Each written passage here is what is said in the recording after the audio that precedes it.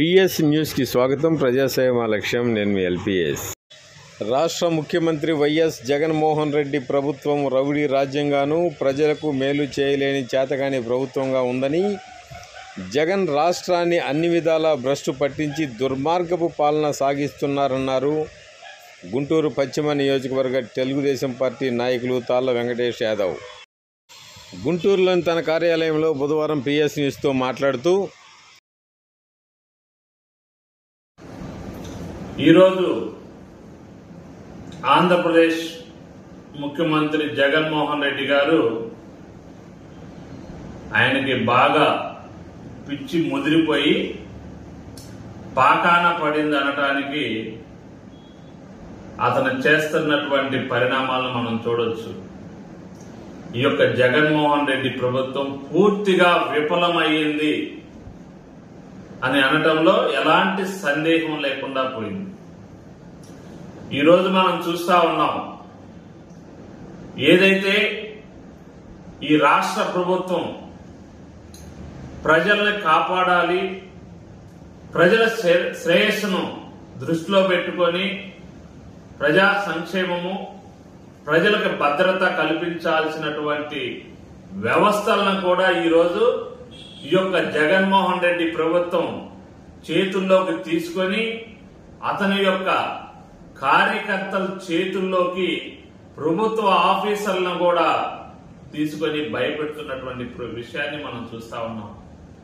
ఏదైతే ఈ రాష్ట్రంలో కాదు, ఈ యొక్క భారతదేశంలోనే పోలీస్ వ్యవస్థ అనేది ఎక్కడైనా సరే ప్రజలకు అన్యాయం జరిగినప్పుడు న్యాయం జరుగుతుంది అని ఒక ధైర్యంతో ఒక పోలీస్ స్టేషన్కి వెళ్ళటానికి ప్రజలు ఉంటారు.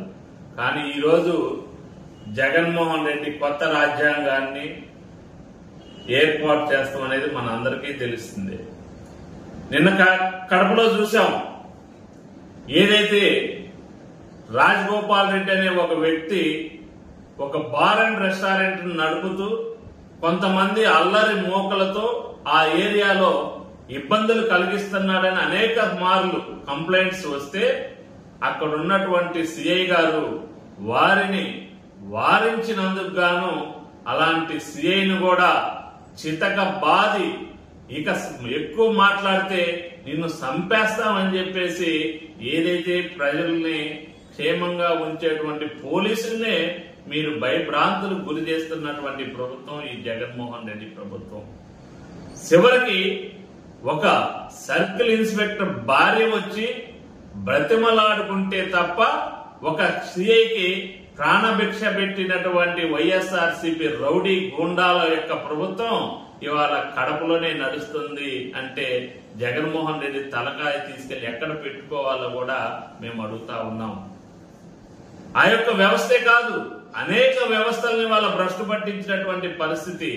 నువ్వు ఇచ్చినటువంటి ఏది కూడా ఏ ప్రజలకు కూడా న్యాయం చేయలేనటువంటి పరిస్థితుల్లో ఇవాళ జగన్మోహన్ రెడ్డి ఉన్నాడు. ఇవాళ 11వ తారీఖు వచ్చినా కానీ ఈ ప్రజల కోసం పనిచేస్తున్నటువంటి ప్రభుత్వ ఉద్యోగులకి ఈ రోజు వరకు కూడా జీతం ఇవ్వలేనటువంటి దుర్మార్గపు ప్రభుత్వం జగన్మోహన్ రెడ్డి ప్రభుత్వం. రిటైర్ అయిపోయి ఉన్నటువంటి ఆఫీసర్లకి పెన్షన్ కూడా ఇవ్వలేనటువంటి దుస్థితిలో ఉన్నటువంటిది జగన్మోహన్ రెడ్డి ప్రభుత్వం. ప్రతి నెల ఏదైతే ఆర్బీఐ నుండి తెచ్చుకుంటున్నటువంటి అదనపు భారం ఇప్పటికే 90,000 కోట్ల రూపాయల అదనపు భారాన్ని తెచ్చుకొని ప్రతి నెల కూడా మొన్న కూడా ఈ నెలలో కూడా 3,000 కోట్ల రూపాయలు జీతాలు ఇవ్వడానికని తెచ్చుకొని తెచ్చుకున్న డబ్బుని జీతాలకు ఇవ్వకపోగా పాత బాకీలను చెల్లించడానికి ఉపయోగించుకున్నాడు. ఇవాళ మళ్ళా 1,000 కోట్ల రూపాయలకి ఆర్బీఐకి ఇండియన్ పెట్టుకున్నటువంటి పరిస్థితి. ఇక ఎప్పుడు ఈ రాష్ట్రాన్ని నువ్వు బాగు చేస్తావని చెప్పేసి అడుగుతా ఉన్నాం. మరి దానిలో భాగంగానే మరి ఈరోజు ఏది ఏమైనప్పటికీ కూడా ఈ రాష్ట్రాన్ని దోసుకోవాలి, ఇంకొక 5 సంవత్సరాల పాటు నేనే పరిపాలించాలి, ఈ రాష్ట్రంలో ఉన్నటువంటి ఏ వ్యవస్థ కూడా పనికి రాకూడదని చెప్పేసి కొత్త మార్గాన్ని ఆలోచిస్తున్నాడు. ఇవాళ చూసాం, నిన్న ఎవరైతే ఆ పార్టీలో పనికిరారు, వీళ్ళందరినీ మారుస్తున్నామని చెప్పేసి మరి మంత్రులుగా ఉన్నటువంటి వారు, ఎమ్మెల్యేలుగా ఉన్నటువంటి వారు, మరి నీ ప్రభుత్వంలో ప్రజల చేత ఎన్నుకోబడ్డటువంటి వారు ఇవాళ ఆ యొక్క నియోజకవర్గాలలో చెల్లరు అని చెప్పేసి నువ్వే ఒక ముద్రేసినటువంటి పరిస్థితిని చూస్తున్నావు. కానీ ఇది ఒక దుర్మార్గపు ఆలోచన.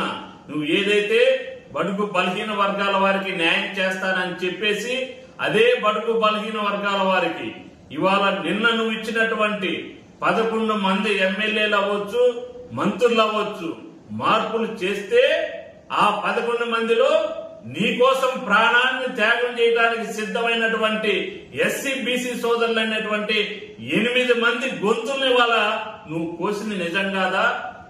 ఒక మేరుగు నాగార్జున కావచ్చు, ఒక గంజి చిరంజీవి కావచ్చు, ఒక విడుదల రజనీ కావచ్చు, వరికుటి అశోక్ కుమార్ కావచ్చు, ఆదిమూలపు సురేష్ కావచ్చు, ఇలాగా అనేక మంది ఎస్సీ బీసీ సోదరుల్ని అక్కడ గెలవరు, ఇంకోసాట గెలుస్తారని ఈ యొక్క నియోజకవర్గాల్లో ఉన్నటువంటి బలమైనటువంటి కార్యకర్తలను కాదని చెప్పేసి వాళ్ళకి అన్యాయం చేయటం నిజం కాదా అని చెప్పేసి అడుగుతా ఉన్నాం.